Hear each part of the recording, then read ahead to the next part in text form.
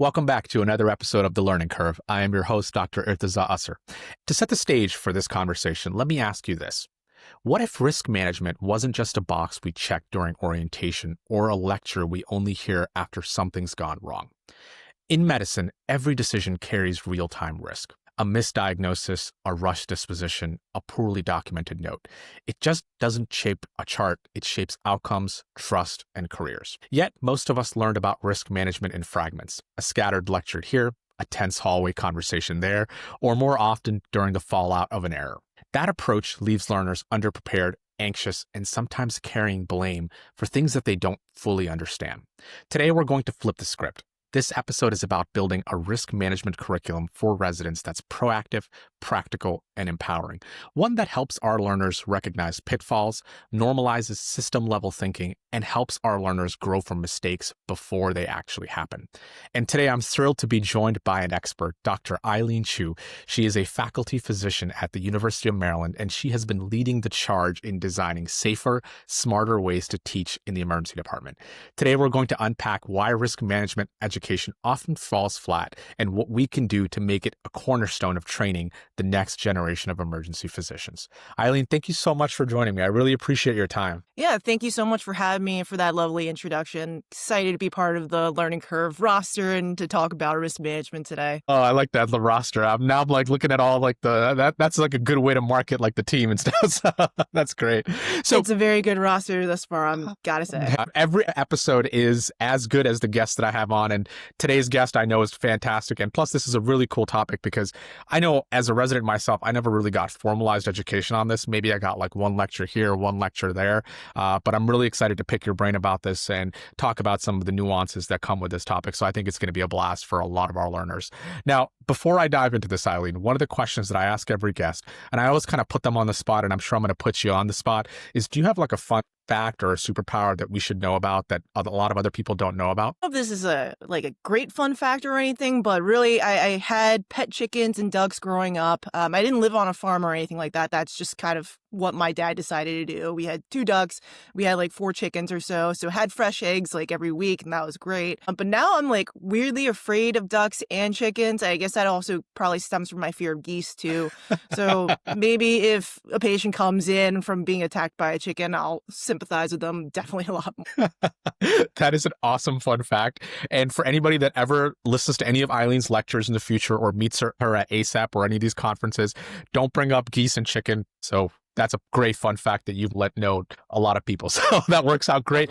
And that's a perfect segue into risk management. So Eileen, let's start with this question. And I'm going to start with a broad question before we dive into the core components of an effective risk management curriculum. So if risk management is so important, why do you think it often becomes overlooked as part of our residency training?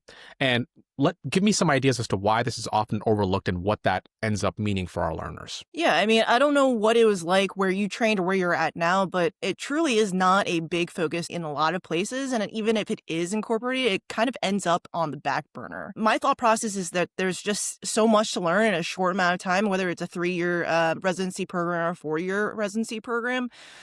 Maybe it's just not something that people will entirely want to focus on because they want to make sure that you're a good doctor at the end of this. You're making all of the correct treatment plans and diagnoses, and you're doing right by your patient. So when risk management does come up, it's probably not very structured. And again, like you said, it's very fragmented. Maybe you might have it in a M&M or in a whiteboard teaching, can't miss pearls from your attending, or if something truly bad does happen, God forbid, it's more of a quick feedback of what went wrong, how can we fix this? So it's very, very scattered, and that leaves us with a lot of gaps. And I feel like it's something that we definitely need to tackle moving forward, and doing it in a safe and reasonable way so that we don't add any extra stress onto our learners. Absolutely. And I think that's a great overview. And I think that fear and shame ends up being such an important part of this because I almost feel like that's one of the reasons why a lot of these errors often don't get discussed is because you're worried that, hey, this is not a safe space. My attending is upset at me or the attendings themselves might not feel comfortable talking about this because they're worried about the medical legal side of things. So from that standpoint, they never really get that same level of debriefing. And maybe that's one of the reasons why this doesn't really come to fruition. I think another thing is a lot of programs themselves don't really have any structured risk curriculums. That's one of the big things that we're really going to dive into. Having established this and understanding some of these barriers, the next step is really about figuring out what makes a strong risk management curriculum. So you've done something like this at your facility. So talk to me about what are some of the essential ingredients that can make risk management practical, engaging, and relevant for our learners. Yeah, absolutely. I think the key part is actually having faculty who are involved who are just as passionate about it as they are about treating their patients, right? And it's also flipping that mindset of your resident or your medical student about what risk management is. Usually when they think about risk management, maybe they think it is something about, more administrative things, or maybe they think of it just as malpractice only and how to avoid a lawsuit and getting in trouble in terms of a legal mindset.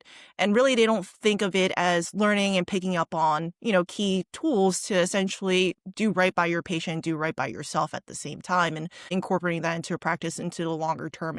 So really, just having core faculty who are very invested in this, being able to teach from experience, but also be able to touch on different things, leaving against medical advice, informed consent, even just kind of talking through the basics of what is actually happening and can't miss diagnoses and things like that. Yeah, I think that's a great point. And I think that's where some of the struggles end up happening. That's one of the things that I've tried to reinforce to myself as an educator is if I involve my resident in a conversation about risk management, I want to make sure that I'm explaining to them exactly why I'm doing this, as opposed to just this mindset that I'm trying to impart on them and saying, hey, listen, I expect you to never miss anything. No, that's not realistic. You're going to end up having misses. But what are some ways that you can protect yourself from a risk management standpoint? So talking about trying to teach some common pitfalls in emergency medicine, like missed MI, anchoring bias, why we should be constantly reassessing our patients because clinical conditions often change in the emergency department. Teaching those and addressing some of those pitfalls, I think, can be really, really valuable.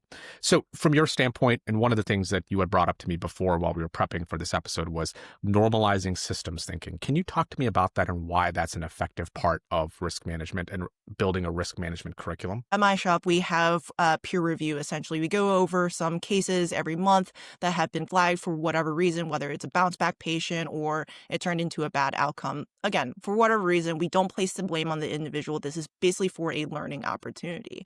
And doing that systematic review allows us to essentially catch things at various levels, whether it was, would someone do this the same way? Is this a treatment failure or identification problem? Is this a knowledge issue? Or is this something larger than us? If it's a boarding issue, for example, and things get missed because of that. Let's say a patient gets discharged and they later bounce back because they had a missed lab result that someone didn't review. Maybe that individual didn't fail itself, but the system did because for whatever reason that fell through the cracks. Maybe the results weren't flagged properly, they weren't handed off properly, or it was pending and we just never really noticed. And that's very different from, say, missing a STEMI on an EKG and you handed it right back because you were doing something else. Most errors fall into that first category of like systems failure. And, that helps us kind of alleviate feeling that blame or imposter syndrome on that individual and making them feel like they're the most incompetent doctor in the world. Yeah, I love that. I think that's a fantastic answer. And I think that really tries to highlight, hey, we should be trying to teach these near misses as learning opportunities as opposed to trying to be hypercritical and essentially playing the blame game. That betters our learners. It betters the system as a whole so that we can constantly try to improve. So I love that as being integrated into that risk management curriculum. One of the things that I think I touched on, but I wanted to give you the platform to talk about as well, is trying to teach common pitfalls in emergency medicine. Can you talk to me a little bit about that and how you've integrated that into your risk management curriculum? Absolutely. We do this in a variety of ways. We have our whiteboard teaching. So when we're on shift, we're doing on-shift teaching as well. And we take our patients and kind of do can't miss diagnoses in a headache, for example. Is it a subarachnoid? Is it just a simple tension? Could it be a different type of bleed, or is it trauma? So we kind of go through all of those things. And then throughout the year, we also incorporate different articles of high risk diagnoses, whether it's ACS, whether it is neurological emergencies, abdominal emergencies, things like that. Go over them in terms of documentation. What should we not miss on physical exams and even treatment plans, as well as talking about what those medical legal risks entail if we do miss them. I love that. One of the key takeaways from me from your answer was trying to keep this longitudinal because you really don't want to just relegate this to, hey, this is the only time we're going to talk about risk in residency, but The problem is you're going to see so many high-risk cases throughout your career that if we just talk about it once, I think we're doing you a disservice. So what you guys do with integrating into bedside teaching and didactics, I think that's actually really important. How about incorporating real cases and reflection? How does that work? Yeah, peer review is something that I think is very beneficial to everyone. You review cases by yourself, you review cases with other people around you, and you start thinking of where did this go wrong? How can we be better as a whole team, as a whole department? And in terms of reviewing real cases, obviously there is a matter of confidentiality involved. You want to make sure that, again, no one takes blame for what is happening. This is all for a learning standpoint. And going over it piece by piece, going through the history, could they have documented this better? Going through the physical exam, what did they do or what did they not do? Did they actually document everything that they completely did? And even their MDM, could you understand their thought process? Could you, under the same scenario of how everything has been documented, would you do the same thing based off what you're able to see? I love that. And I think one of the challenges that I've always had with peer reviews is a lot of the times that conversation itself tends to not be as structured as it should be, especially during that debrief portion. Do you have specific structured debrief models that you like to use for those conversations? Yeah, so we always go through, I touched on this a little bit earlier about figuring out if this is an individual failure, is this a systemic failure, is this a cultural drift, is it kind of all of the above, and what can we do, what conversations can we have to kind of adjust things so that we can make things better on a whole and to prevent this from happening again. So that's what we usually go through. Obviously, if you're on the shift and it's a bad outcome and you just kind of want to have a conversation with your resident, you can kind of start from the beginning, again, making it a safe environment for your resident, making sure that they don't feel guilty and or shamed for whatever happened, and just say like, look, this has happened to me before, kind of share your own experiences, and just letting them know and kind of talking through them through everything that had happened. Absolutely. That vulnerability, I think, can really help connecting with our residents. I think as an educator, I tend to try to be as transparent as I can about some of the shortcomings that I have, and also talking to residents about some of the cases that I've had where potentially patients might have had adverse outcomes and what I've learned from them so that I can impart that knowledge to them so that they don't necessarily make the same mistakes as I do. One of the debrief models that I really like is the after action review. And what that does is it actually assesses performance against established standards to really understand how an event or a project was executed. So the way I'll have this conversation with my resident after, let's say, a high-risk case is we start with, hey, what did we expect to happen in this case?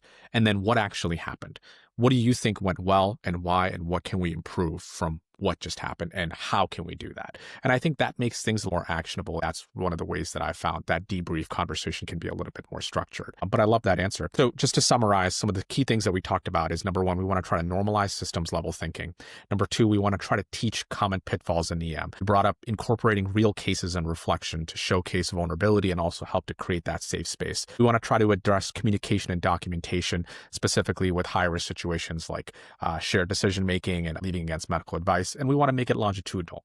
So now that we've established those 5 key principles, let's talk about trying to teach risk to different learner levels. Because again, not every learner is going to be at the same stage.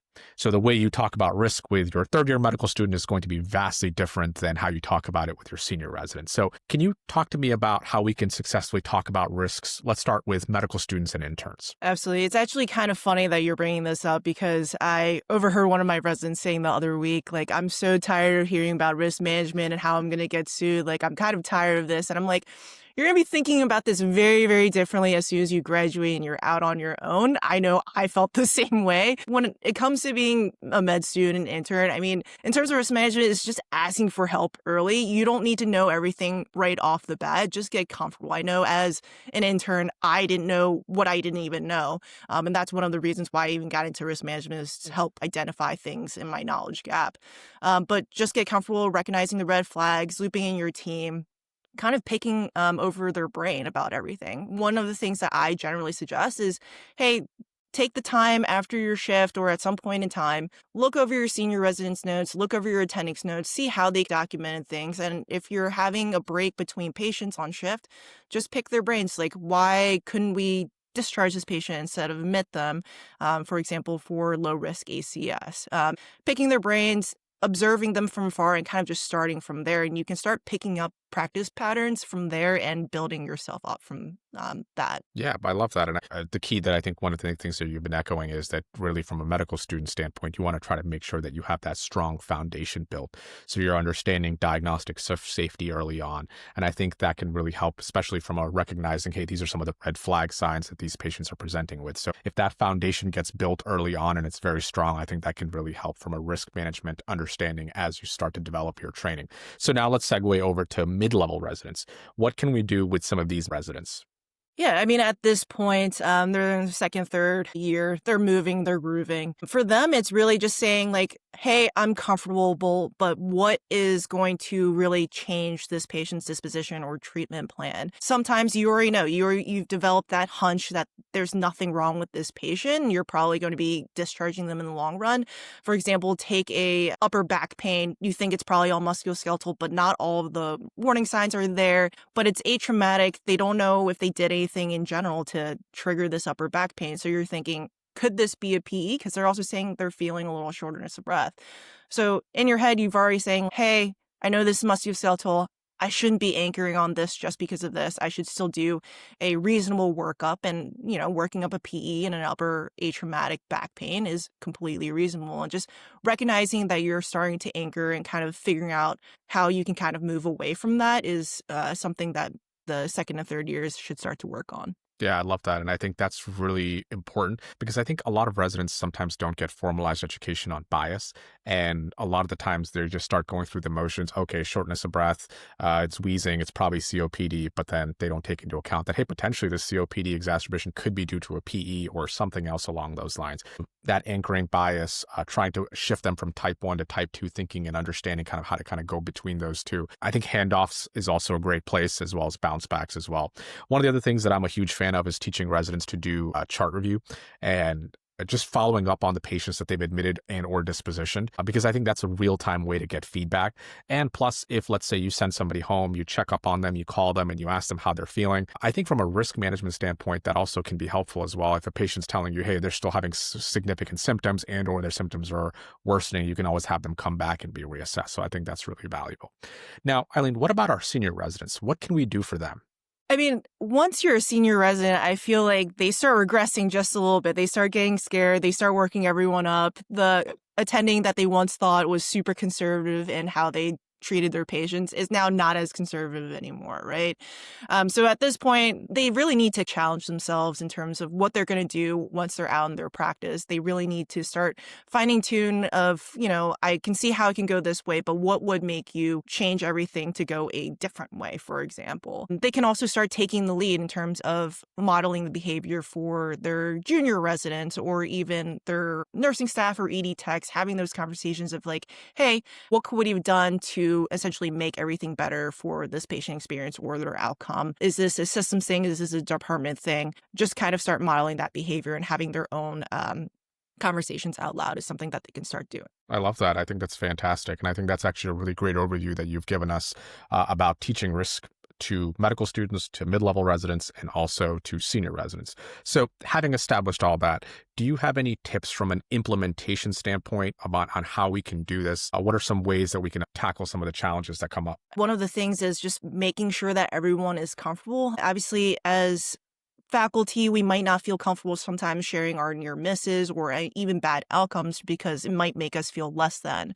But it's still an important teaching lesson for everyone involved. And it is something that makes you more human, right? It's not going to make you one of those attendings that no one wants to work with because, they work with you on a daily basis. They see what you've done. You've had great saves before as well, but it humanizes you.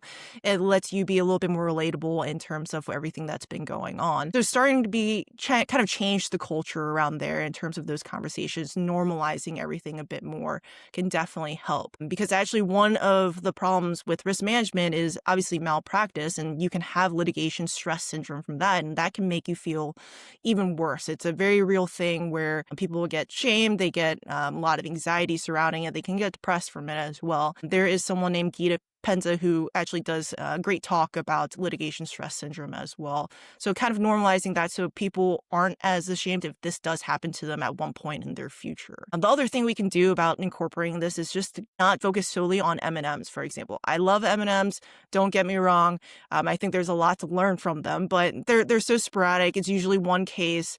You're going through everything in hindsight, and at that point, everyone's just like, oh man, like I don't know how they let this happen. But obviously, you turn things around on that end of the spectrum. You're there in that moment. So many things are happening. It's very easy to miss some things. So just making sure things are a little bit more longitudinal, kind of incorporating different ways, whether it's going through cases, going through pitfalls, can't miss diagnoses, going through, informed consent against medical advice, different parts of risk management that we can touch on kind of throughout the year, I think will be important in terms of incorporating an actual structure to this. Yeah, I love that. And I've recently started reading that MedMal review that comes out. And I think that's fantastic just to go through some litigation cases and then talk to residents about that proactively after we have a complaint that's maybe in the same realm to say, hey, listen, this was a case recently. It's very popular. I want to talk to you about this so that we can talk about some of the nuances that happen with cases like this. And I think some of the points that you touched on were great. Having talked about all these implementation tips, Eileen, one of the things that you had talked to me about was this risk management curriculum that you're developing. Can you talk to me a bit more about that? Yeah, absolutely. So at some point in our time, like doctors can get sued. It might happen once in their lifetime. It's not unheard of, essentially. So incorporating a risk management elective is something that maybe most residencies should consider. That's something that I'm working on in my residency in terms of revamping our curriculum. We need to know the basics of malpractice. What is breach of duty, causation, damages, kind of all of that, and starting from the ground up and then moving all the way to deposition. So getting those residents exposures to what is malpractice, what can we do to prevent it, what is a deposition like if I find myself in one, what is litigation stress syndrome, for example, and then also tackling all the other different ways to change our practice in terms of what we talked about already, doing peer review cases, going over charts and reviewing things from an objective standpoint, and even, looking at mock depositions or even bounce backs. So those are some things that we're working on in terms of changing the curriculum and making things a little bit more interesting so they don't say, like, I'm tired of just hearing about risk management and just reading it, but having real conversations about it as well. That's awesome. That's going to be something that's so valuable because I really think this is such an overlooked topic for residents, and a lot of residents that have graduated have come back to me and said, hey, listen, I wasn't really prepared for this. I didn't really understand risk until I was by myself. And then I had to consider a lot of different nuances. So I think what you're doing, I think is going to be so valuable. Eileen, one of the other things that I wanted to pick your brain about is, are there particular resources that you like? You mentioned one, but I just wanted to see if there's anything else that you would recommend for any educator out there that's looking to try to revamp their risk management curriculum. There is a brief compendium chapter on medical legal risk, so you can always check that out if you have access to compendium on MRAP. There's also a bounce back chapter review by Mike Weinstock that is available on Amazon. Mike Weinstock is a great guy, has a great bounce back cases that kind of different commentaries can also pick through as well. And, he has an occasional case series online that people can listen to and see how everyone kind of tackles things a little bit different way and what are the key risk factors there. So I always thought that was very interesting. I enjoyed that a lot and also learned from that a lot. Awesome. And what I'll do is I'll try to link some of these into the show notes so that people can reference them. So I think that's really valuable. And thank you for sharing those. Now, as we're running low on time, one of the things that I ask every single educator that I have on is, hey, if I'm a first-time listener, what are the 3 key big takeaways that I can take away from this episode? All right. So I would say the key takeaways are make sure your documentation makes sense. We didn't touch a whole lot on that, but remember, you did all the things, you talked to the patient, you examined them. Make sure your documentation matches up everything that you did for the patient because you didn't do nothing, you did a lot. So make sure you do that so that you can kind of protect yourself and the patient that way, and it makes sense for the next provider who might end up picking up your patient at another time, whether it's as an outpatient or an inpatient setting. The other thing is this is not your fault. You are a very competent doctor. So if something happens, don't take it personally. Take it as a learning opportunity. See if it is something that can be worked on systemically in your department, how to get things changed, or if this is truly just kind of a one-off situation. The next other thing is, again, we're all learners. We're still learning even if we finish residency. Don't anchor on too many things. Recognize when you are essentially in over your head, and get help when you can. And don't be afraid to ask for help when you need it. Perfect. I love that. I think those are fantastic, key big takeaways. Now, with our last few minutes, I always give an open platform. So, is there anything that you want to talk about from a risk management standpoint that I didn't ask you about? Oh, yeah. So I think it's actually in terms of, we have that conservative attending. They want us to work up every single little thing. We think that as we are trying to move up in residency and in our training, that we're trying to become more efficient. We're trying to see as many patients as possible. We're trying to get everyone dispoed, and working up everyone to the brim can slow us down. I'd say continue to work on that mindset. Think of it as you making sure that the patient is as safe as possible and that you're doing everything right by the book for the patient. So even if it's just a habit of making sure you check their vital signs before you dispo them, or taking that 5 minutes before you're ready to make that dispo to make sure everything makes sense, they're safe to be either admitted or discharged, things like that. Don't think of those as things that are slowing you down. They're just habits that will ultimately help you in the long run and will be quicker once time moves on. Think about, that neurological exam that you used to be very slow with as a med student. Now you do it in like 5 seconds, like it's nothing. So think of all of these things as just habits that will become faster and faster and will still make you efficient in the long run and not actually slow you down. I love that. I think those were some great tips for a lot of our learners that are out there. So thank you so much for that. And as we're running low on time, is there any social media platform that folks can reach out to you, connect with you on if they have any questions about risk management? I believe I am on Twitter. I think my Twitter handle is, I guess it's X now, EChuMD. If you can't find me on there because it's the wrong handle for some reason, you can always reach out to me through my residency program, University of Maryland Emergency Medicine. Awesome. And I'll link that in the show notes as well. So if anybody's looking to connect with Eileen, they can connect with you to ask any questions about risk management. So Eileen, thank you so much for your time. I think this was a great episode, and there was a lot of great key points that you articulated that I think are going to help our educators that are out there that are trying to revamp their perception and also their learners' perceptions of risk management. So thank you for that. And as we're running low on time, the question that I want to leave our listeners with is, what have you guys done to address risk management at your shop? What have you done to help your learners? Let us know, and let's keep that conversation going so that we can become better educators and then help our next generation of clinicians that we're training. Thank you guys so much for joining me. Follow us on YouTube, like us on Instagram, listen on Apple and Spotify. Thank you guys again for a fantastic time. See you guys soon for the next episode.